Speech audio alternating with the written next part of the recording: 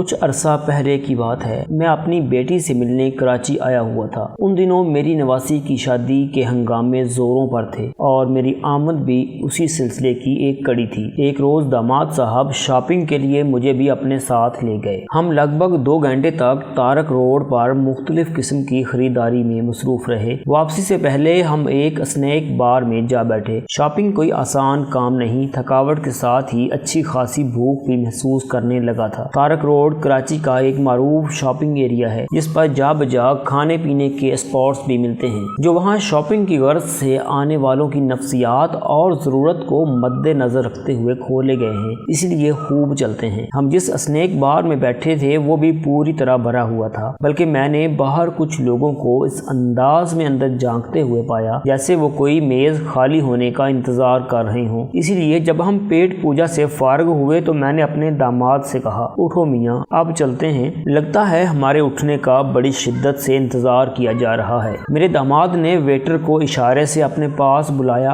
اور بل کے بارے میں استفسار کیا تو وہ مسکین سی صورت بنا کر بولا، صاحب آپ کیوں میری روزی پر لات مارتے ہو؟ اس کی بات نے مجھے چونکنے پر مجبور کر دیا۔ کسی ویٹر سے بل کے بارے میں استفسار کرنے کا اس کی روزی پر لات مارنے سے کوئی تعلق نہیں نکلتا۔ میں نے اس کی طرف دیکھتے ہوئے پوچھا، بیٹا یہ تم نے کیسی بات کی ہے؟ ہم تمہاری روزی کے کیوں دشمن ہوں گے؟ اس کی عمر 18 اور 20 کے درمیان رہی ہوگی۔ وہ مشکوک صحت کا مالک ایک عام سا نوجوان تھا۔ کھانے کے برتن سمیٹنے کے بعد اس نے میرے سوال کا جواب دیا، بڑے صاحب سیٹھ نے آپ سے پیسے لینے سے منع کیا ہے۔ کون سیٹھ؟ بے اختیار میرے داماد نے پوچھا۔ ویٹر نے کاؤنٹر کی جانب اشارہ کر دیا۔ ہم اس وقت جس میز پر بیٹھے تھے وہاں سے کاؤنٹر ہمارے عقب میں پایا جاتا تھا، یعنی ہماری پشت اس سمت میں تھی۔ سیٹھ سے ویٹر کی مراد یقیناً اس اسنیک بار کا مالک تھا۔ میں فوری طور پر یہی سمجھا کہ سیٹھ سے میرے داماد کی کوئی شناسائی ہوگی، اس لیے اس نے ویٹر کو بل لینے سے منع کر دیا ہوگا۔ اپنے داماد کی تقلید میں مڑ کر میں نے بھی کاؤنٹر کی جانب دیکھا۔ لگ بھگ 50 سال کی عمر کا ایک شخص کاؤنٹر پر بیٹھا ہماری جانب دیکھ رہا تھا۔ اس سے نظر ملتے ہی میرے ذہن میں ایک جھماکہ سا ہوا، یوں محسوس ہوا جیسے میں نے اسے پہلے بھی کہیں دیکھا ہو۔ کہاں؟ یہ فوری طور پر یاد نہ آ سکا۔ میں نے یہ سوچ کر صبر کر لیا کہ شاید اس سیٹھ کو میں نے اپنے داماد کے ساتھ کبھی دیکھا ہو۔ میرے داماد نے کھڑے ہوتے ہوئے کہا،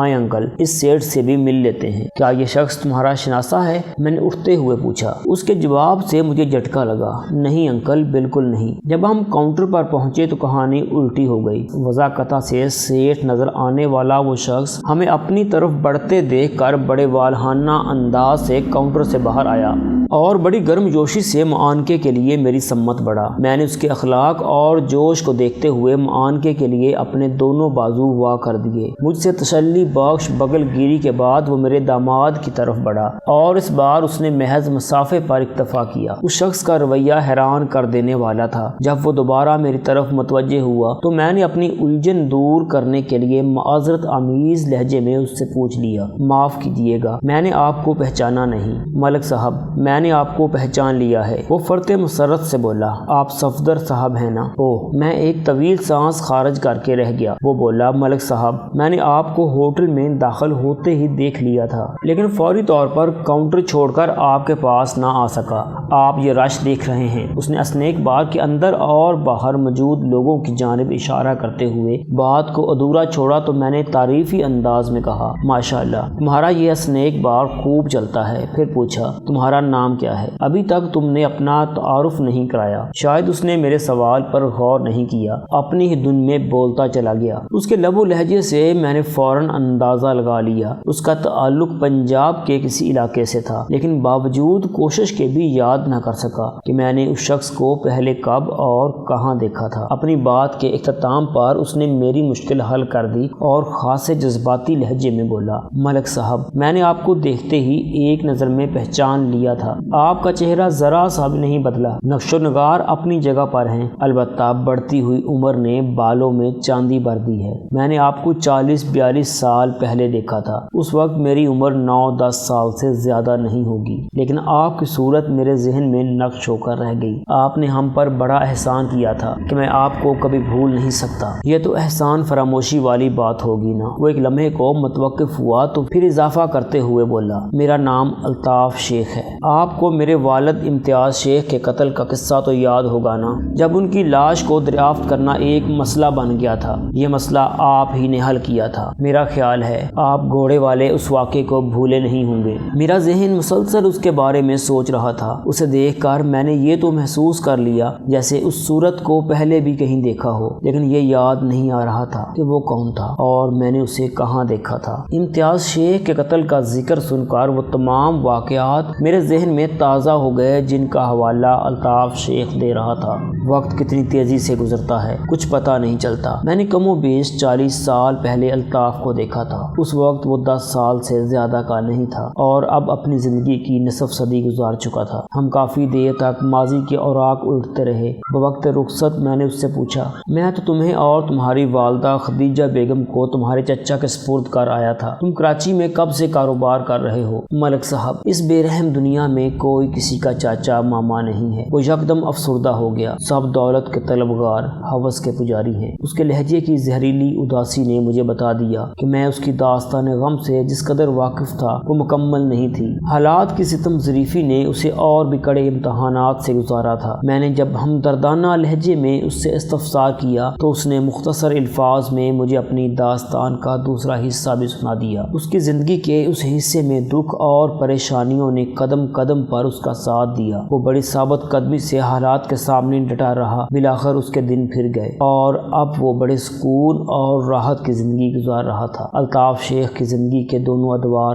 دلچسپی سے بھرپور ہیں، لیکن میں یہاں پر ابتدائی دور کا احوال بیان کروں گا کیونکہ میں بنفس نفیس اس میں شامل رہا تھا۔ موسم بہار کا آغاز ہو چکا تھا۔ ایک روز میں تھانے پہنچا تو پتہ چلا خدیجہ بیگم نامی کوئی عورت کافی دیر سے میرا انتظار کر رہی ہے۔ میں نے مذکورہ عورت کو فوراً اپنے پاس کمرے میں بلا لیا۔ اس وقت 8:30 بجے تھے۔ کافی دیر سے انتظار کرنے کا مطلب یہی تھا کہ وہ عورت علی صبح ہی آ کر تھانے میں بیٹھ گئی تھی۔ اس کی آمد سے یہ بھی ظاہر ہوتا تھا وہ کسی پریشانی میں مبتلا تھی۔ تھوڑی ہی دیر کے بعد ایک کانسٹیبل خدیجہ بیگم کو لے کر میرے کمرے میں آ گیا۔ وہ ایک خوبصورت اور دراز قامت عورت تھی۔ میرے اندازے کے مطابق اس کی عمر 25 اور 30 کے درمیان رہی ہوگی۔ پریشانی اس کے چہرے سے مترشح تھی۔ میں نے ایک کرسی کی جانب اشارہ کرتے ہوئے نرم لہجے میں کہا، بیٹھ جاؤ بی بی۔ وہ اپنی چادر کو سنبھالتے ہوئے ایک کرسی پر بیٹھ گئی۔ میں نے کھنکار کر گلا صاف کیا اور کہا، مجھے بتایا گیا ہے تم کافی دیر سے یہاں میرے انتظار میں بیٹھی ہو۔ ابھی تک تم نے عملے کے کسی شخص کو اپنے مسئلے کے بارے میں بھی نہیں بتایا۔ تمہارے ساتھ کیا پریشانی ہے؟ ایک لمحے کے تعامل کے بعد وہ گویا ہوئی، میں آپ ہی سے بات کرنا چاہتی تھی۔ مسئلہ میرے خاوند کا ہے۔ تمہارے خاوند کو کیا ہوا ہے؟ میں سیدھا ہو کر بیٹھ گیا۔ امتیاز رات کو گھر نہیں پہنچا۔ وہ روحان سی ہو گئی۔ امتیاز یقیناً اس کے شوہر کا نام تھا۔ میں نے اس کی آنکھوں میں دیکھتے ہی پوچھا، وہ کہاں گیا ہوا ہے؟ میرا مطلب ہے گھر پہنچنے سے تمہاری کیا مراد ہے؟ جواب دینے سے پہلے اس نے دوپٹے کے پلو سے اپنی آنکھوں کے نم گوشے خشک کیے، پھر بھرائی آواز میں بولی، وہ کل صبح فرید آباد گیا تھا۔ یہ کہہ کر گیا تھا کہ رات کو ہر صورت واپس آ جائے گا، لیکن ابھی تک۔ اس کا گلا رند گیا۔ میں نے محسوس کیا کہ وہ اندر سے خاصی دکھی عورت تھی۔ تسلی آمیز لہجے میں نے اس سے کہا، ہو سکتا ہے وہ رات کو وہیں رک گیا ہو اور آج واپس آ جائے۔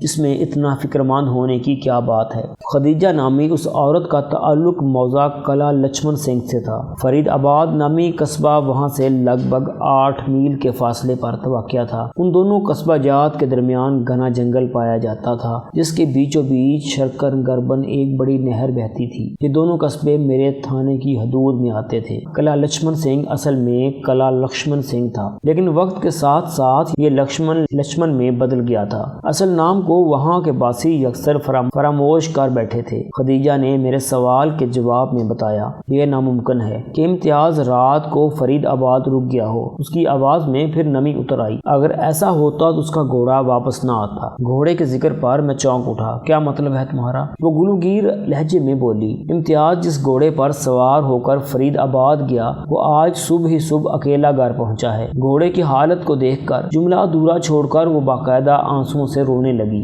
میں تھوڑی دیر خاموش بیٹھا اسے آنسو بہاتے دیکھتا رہا۔ اس کے دل کا غبار قدرے دھل گیا تو میں نے بڑے محتاط انداز میں اس سے چند ضروری سوال کیے، جن کے جواب میں اس نے یہ بتایا، خدیجہ کا شوہر امتیاز شیخ گزشتہ صبح اپنے گھوڑے پر سوار ہو کر موضع فرید آباد گیا تھا۔ فرید آباد میں اسے ارشاد احمد سے ملنا تھا۔ ارشاد فرید آباد کا ایک متوسط زمیندار تھا۔ خدیجہ کے مطابق امتیاز نے ارشاد سے ایک بھاری رقم لے کر اسی روز شام کو گھر واپس آنا تھا۔ مذکورہ رقم امتیاز کی تھی جو کچھ عرصہ پہلے ارشاد نے اس سے ادھار لی تھی۔ امتیاز بھی کلا لچھمن سنگھ کا ایک چھوٹا زمیندار تھا، تاہم اس کا دل بہت بڑا تھا۔ ہم پیشہ دوستوں سے رقم کے لین دین کے سلسلے میں اس نے کبھی کنجوسی یا تنگ دلی سے کام نہیں لیا تھا۔ پروگرام کے مطابق گزشتہ روز شام کو جب امتیاز واپس نہ آیا تو خدیجہ بیگم پریشان ہو گئی۔ وہ رات گئے تک اپنے شوہر کا انتظار کرتی رہی، لیکن امتیاز یا اس کی کوئی اچھی بری خبر اس تک نہ پہنچ سکی۔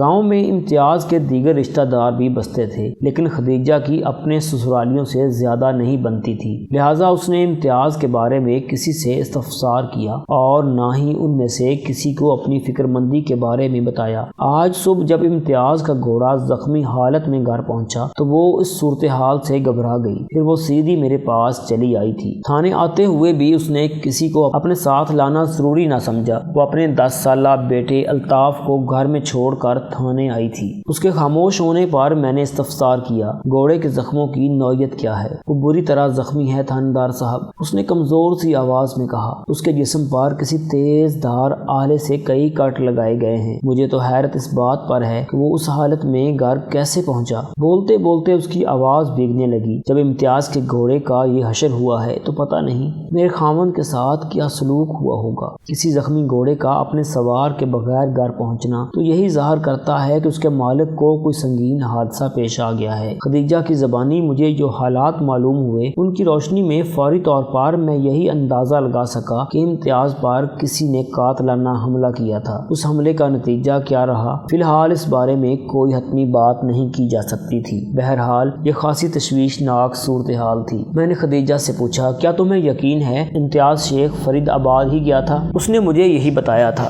اس نے جواب دیا۔ امتیاز جب بھی گاؤں سے باہر جاتا ہے تو مجھے اپنے پروگرام سے ضرور آگاہ کرتا ہے۔ اس سلسلے میں اس نے کبھی مجھ سے غلط بیانی نہیں کی، اور تمہیں اس بات کا بھی یقین ہے؟ میں نے اس کے چہرے پر نگاہ جماتے ہوئے سوال کیا کہ وہ فرید آباد میں ارشاد احمد سے ایک موٹی رقم لینے گیا تھا۔ اس قسم کے سوالات میں اپنی تفتیش کا رخ متعین کرنے کے لیے پوچھ رہا تھا۔ خدیجہ نے میرے استفسار کے جواب میں سر کو اثباتی جنبش دی تو میں نے مزید پوچھا، یہ ارشاد احمد کس قسم کا بندہ ہے؟ میری کبھی اس سے ملاقات نہیں ہوئی، اس نے بتایا۔ امتیاز اس کی تعریف کرتا ہے۔ تمہارا خاوند ارشاد سے کتنی رقم لینے گیا تھا؟ میں نے ایک اہم سوال کیا۔ خدیجہ نے جواب دینے میں تھوڑا تعامل کیا، پھر بولی 3000 روپے۔ اوہ! میں ایک طویل سانس خارج کر کے رہ گیا۔ اس زمانے میں 3000 ایک بڑی رقم شمار ہوتی تھی۔ جن دنوں سونا 80-90 روپے تولہ اور اعلیٰ درجے کی گندم 5 روپے من فروخت ہوتی ہو، آپ 3000 روپے کی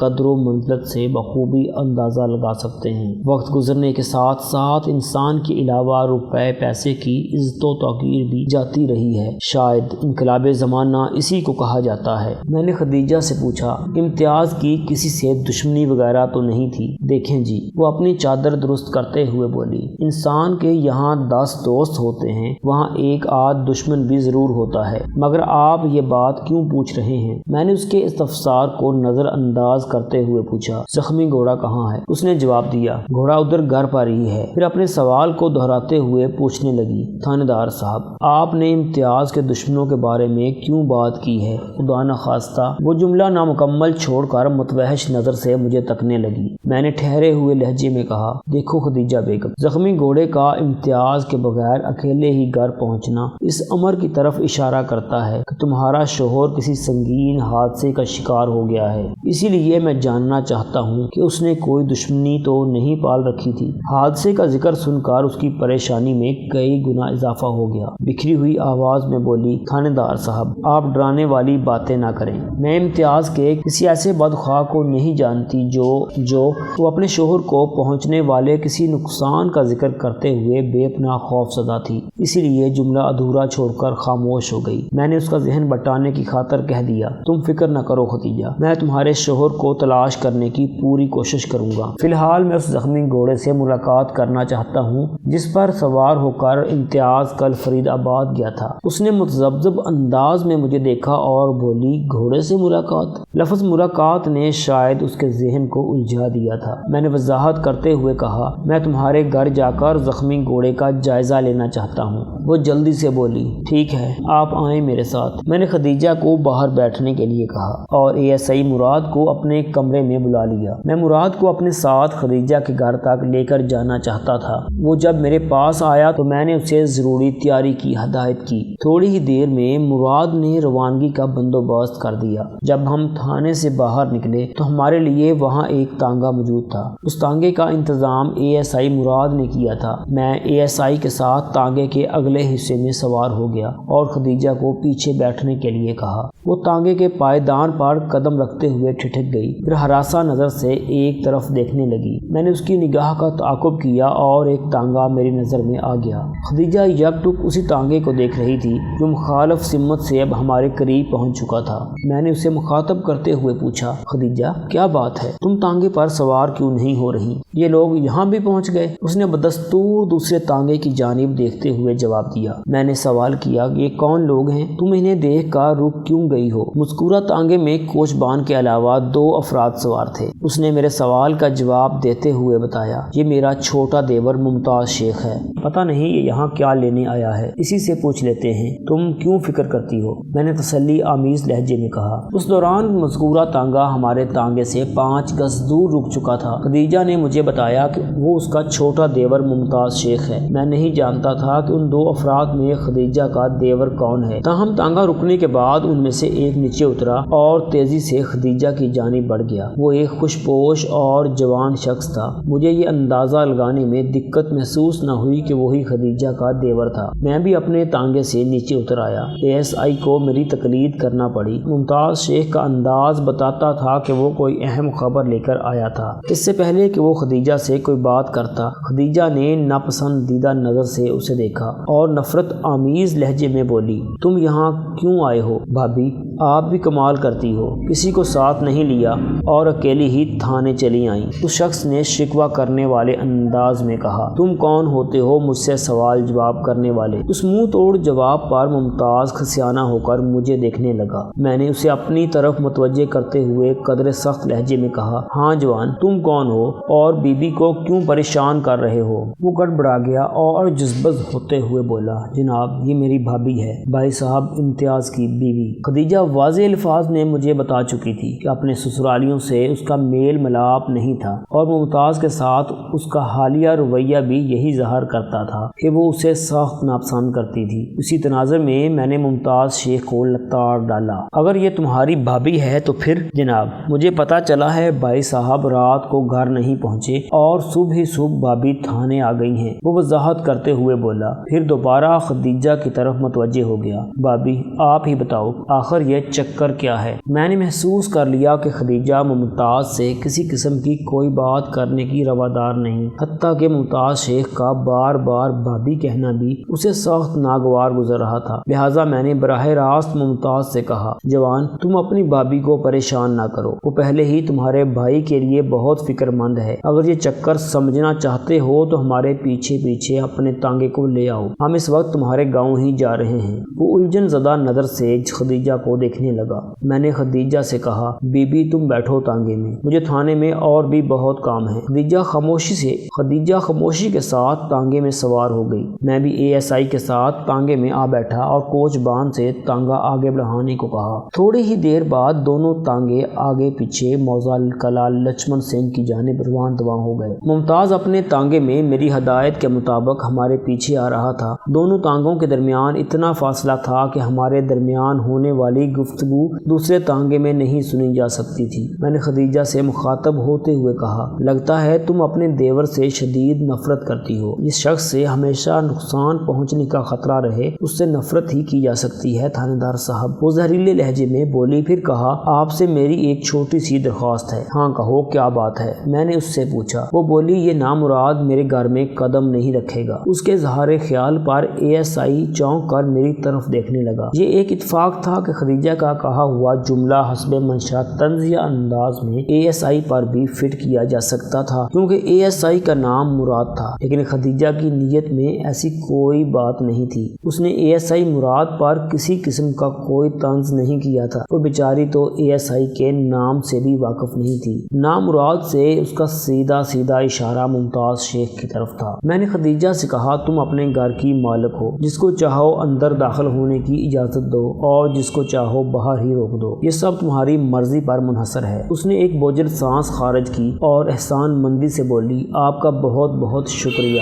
چند لمحے خاموش رہنے کے بعد میں نے اس سے استفسار کیا، خدیجہ بی بی، تم اپنے دیور ممتاز شیخ سے اس قدر خفا کیوں ہو؟ یہ ایک لمبی چوڑی داستان ہے جناب، وہ ٹالنے والے انداز میں بولی، پھر کبھی فرصت میں سناؤں گی، پہلے آپ میرے خامد کا مسئلہ حل کریں۔ ایک لمحے کے توقف کے بعد وہ اداس لہجے میں بولی، بس اتنا سمجھ لیں تھانے دار صاحب، آج تک مجھے اپنے سسرال والوں سے کوئی سکھ نہیں ملا۔ میں خاموشی سے اس دکھی عورت کے بارے میں سوچنے لگا۔ بعض لوگوں کے چہرے ایسے ہوتے ہیں جنہیں دیکھتے ہی ایسا لگتا ہے کہ وہ دوسروں کے ظلم و ستم کا شکار ہیں، ایسا ہو یا نہ ہو، تاہم ان کے چہرے سے یہی ظاہر ہوتا رہتا ہے۔ اس قسم کے ازلی مظلوم چہروں کی بات الگ ہے، لیکن خدیجہ جیسی خوبصورت اور طرح دار عورت کو دکھی اور ملول دیکھنا واقعی بڑے دکھ اور افسوس والی بات تھی۔ ان لمحات میں خدیجہ کے لیے اپنے دل میں بے پناہ ہمدردی محسوس کر رہا تھا۔ تو دوستو، یہ تھی ہماری آج کی سٹوری۔ جانے سے پہلے اس ویڈیو کو لائک کریں، شیئر کریں، کمنٹ باکس میں اپنی رائے کا اظہار ضرور کریں، چینل کو سبسکرائب کر لیں اگر سبسکرائب نہیں کیا تو۔